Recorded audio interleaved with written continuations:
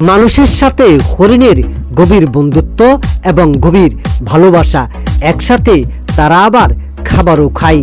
বলছি নোয়াখালীর দ্বীপ উপজেলা হাতিয়া নিজুম দ্বীপ নামার বাজারের কথা।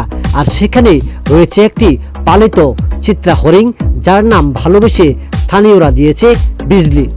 কিন্তু আজকের এই ভিডিওতে দেখা যায় দুটি চিত্রা হরিণ, একটির জায়গায় দুটি চিত্রা হরিণ কোথা থেকে আসলো তা নিয়ে রয়েছে মানুষের মনে প্রশ্ন এবং জল্পনা কল্পনা।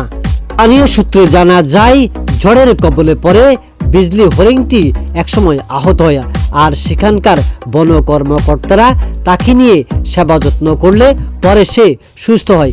সে থেকে সে মানুষের সাথে গভীর বন্ধুত্ব গড়ে তোলে। স্থানীয়দের মধ্যে কেউ কেউ বলছেন বিজলির সাথে আরেকটি হরিণ এসে যোগ দিয়েছে, আবার কেউ কেউ বলছেন এটি বিজলির বাচ্চা হরিণ। নিজুম দ্বীপ বাংলাদেশের অত্যন্ত একটি পরিচিত পর্যটন কেন্দ্রের নাম।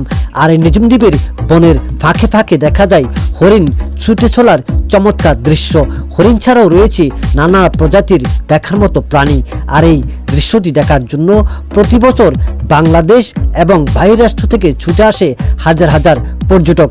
প্রিয় দর্শক, আপনারা খুব দ্রুত আসতে পারেন এই নিজুম দ্বীপে, দেখা যাবে দুটি চিত্রা হরিণ খুব কাছ থেকেও।